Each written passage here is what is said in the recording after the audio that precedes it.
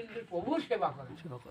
তাহলে আমরা সমস্ত ইন্দ্রিয়গুলি যদি বাধ্য না থাকে তাহলে সেবা করা সম্ভব না। কারণ এই 10টি ইন্দ্রিয় দেখেন বিভিন্নভাবে আমরা আক্রান্ত হচ্ছি। আর আরেকটি কি 6টি রিপু, 10টি ইন্দ্রিয় আর 6টি রিপুর দ্বারা আমরা সর্বদা আক্রান্ত। 6টি রিপু কি কি? কাম, ক্রোধ, লোভ, মোহ, মদ, মাৎসর্য। এই যে 6টি রিপু কার দ্বারা পরিচালিত হচ্ছে? এই 10টি ইন্দ্রিয়ের মাধ্যমে পরিচালিত হচ্ছে। এই ইন্দ্রগুলি যখন আমরা ভগবানের সেবায় যুক্ত করতে পারবো যথার্থভাবে, তখন ইন্দ্রগুলি পরিষ্কার, শুদ্ধ হয়ে যাবে।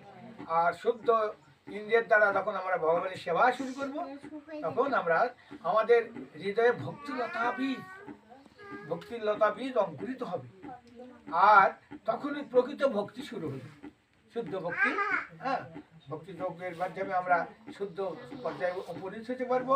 যেমন কি জন্য আমাদের শুদ্ধ হতে হবে? একটি দর্পণ মানে আয়না। আয়নাটা যদি ধুলির দ্বারা আচ্ছাদিত হয় তাহলে আয়নাতে আমরা কিছু দেখতে পাবো না। কিন্তু এই আয়নাটি যখন স্বচ্ছ করা হবে, পরিষ্কার করা হবে, তখন আয়নাতে প্রতিফলিত হবে, সব কিছু দেখতে পারবো, দেখা যাবে। তদ্রূপ আমাদের হৃদয় রূপ দর্পণ, হরে কৃষ্ণ, কে কথা বলছো? থামো। হৃদয় রূপ দর্পণটি যখন আমরা এই 6টি রিপু 10টি ইন্দ্রিয়ের দ্বারা আমরা আক্রান্ত হয়ে থাকবো, ততক্ষণ ধরে এই শুদ্ধ ভক্তির পথে আমরা অগ্রসর হওয়া কঠিন, সকলের জন্য কঠিন। আর যখন এই 10টি ইন্দ্রিয় মানে ভগবানের সেবা করার ফলে শুদ্ধ ভক্তের নির্দেশে, সদ্গুরুর নির্দেশে, ভগবত গীতার নির্দেশে যখন আমরা ভগবানের সেবা শুরু করব, জপ করব, একাদশী করব, ভগবানের সেবা করব, করতে করতে দেখবেন যে আমাদের হৃদয় আর কিভাবে হবে? আমরা শুদ্ধ যখনই যথার্থভাবে ভগবানের সেবা করার মাধ্যমে কিন্তু এই ইন্দ্রিয়গুলি শুদ্ধ করা। তাছাড়া আর কোনো যান্ত্রিক পদ্ধতি এখনো আবিষ্কার হয়নি। তাহলে শুদ্ধ করার একমাত্র প্রক্রিয়া ভগবানের সেবা করা। ভগবানের সেবার মাধ্যমে ভগবান সন্তুষ্ট হলে ভগবান আমাদের হৃদয়ে এই কলুষগুলি একমাত্র ভগবান। তাই আমরা সবাই ভগবানের সেবা করার মাধ্যমে আমরা কলুষ মুক্ত হতে পারবো, শুদ্ধ হতে পারবো। যারা ভগবানের সেবা নতুন করেননি, এখনো গৃহে ঠাকুর নাই থাকেন, তো জানবেন যে সত্যি ভগবানের সেবা করার মাধ্যমে আপনারা যারা নতুন, তারা তো ভোগ লাগানো না, সম্ভব হবে না তাদের জন্য। তারা কি করবেন? তাদের জন্য একটু গল্প করা যাবে না, একটু সময় আলাপ করবেন না দয়া করে। তাদের জন্য উপদেশ, তারা যথাযথভাবে ভগবানের সেবা করার মাধ্যমে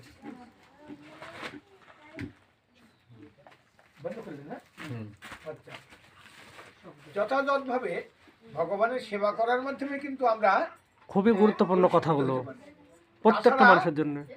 আর কোনো যান্ত্রিক পদ্ধতি এখনো হয়নি। তাহলে কিভাবে আমরা শুদ্ধ হতে পারি? ভগবানকে সন্তুষ্ট করার। হরি বল। মানে যারা নবীন ভক্ত, কনিষ্ঠ ভক্ত, ভক্ত কয় রকম? 3 প্রকার: কনিষ্ঠ, মধ্যম, উত্তম। কনিষ্ঠ ভক্ত যারা আমরা, যে ভগবানের প্রতি বিশ্বাস হয়েছে কিন্তু এখন আমরা কলুষ মুক্ত হতে পারিনি, সবে মাত্র কলুষ মুক্ত হয়েছে, হয়তো জব দিয়েছে প্রভুরা, আমরা আমাদের দ্বারা জব দেওয়া হয়। দেখেন লেখা থাকে কি, দশবীর নাম অপরাধ আছে। এই ভক্ত প্রশিক্ষণ ছোট্ট একটি গ্রন্থ আছে, নামাত্র পরিচয় তো থাকবেই। আর এই ছোট্ট একটি গ্রন্থ আছে, দশবীর নাম অপরাধ। আমরা যারা জব করি, আমাদের প্রভুরা কি দেন? বাবা এই যে একটু গল্প এদিকে গান দাও দেখি, যে আমরা দশমীর নাম অপরাধ সম্বন্ধে যদি আমরা সজাগ করে দেন প্রভুরা, যারা জব দেন প্রথম প্রভু, আর এই দশমীর নাম অপরাধ আমরা পড়বো, শুনবো কি কি বলছে। আমরা দশমীর নাম অপরাধ সম্বন্ধে সজাগ থেকে অপরাধ শূন্য হয়ে যখন জব শুরু করব, তখন দেখা যাবে আমাদের হৃদয় কিন্তু মুক্ত হয়ে যাবে, সত্যি হয়ে যাবে। এইভাবে আর যারা ভগবানের সেবা করছেন এই মাধ্যমে, আর ভগবানের সেবা যারা নবীন কনিষ্ঠ ভক্ত, তারা অন্তত সকালে স্নান করে ফুল তুলসী নিবেদন তো করতে পারবে না। হুম ভোগ নেওয়ার সময় পরে, কারণ আমরা নবীন ভক্ত যারা, তারা ফুল আর তুলসী ভগবানের চরণে শুদ্ধ হয়ে ভগবান চান করে এসে ফুল আর তুলসী ভগবানের চরণে অর্পণ করবেন।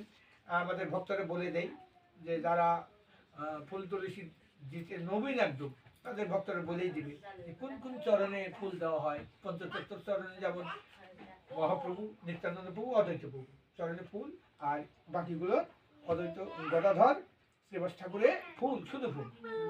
আর এই তিনটা কি কি ভগবত বিগ্রহ, ভগবত আর এই ভক্ত তত্ত্ব, মানে এরা হচ্ছে ভগবত তত্ত্ব, হ্যাঁ বিষ্ণু তত্ত্ব বা ভগবত তত্ত্ব, আর একটা হচ্ছে ভক্ত তত্ত্ব।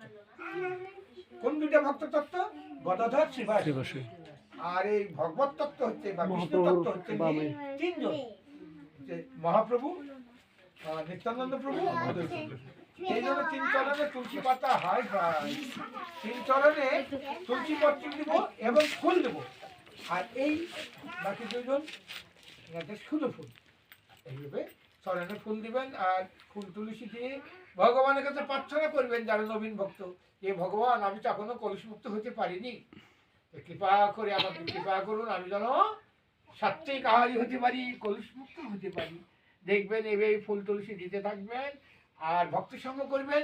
এইভাবে ভক্ত সঙ্গ করতে করতে আর একাদশী করবেন, জপ করবেন আর ভগবানের চরণে ফুল তুলসী দেবেন।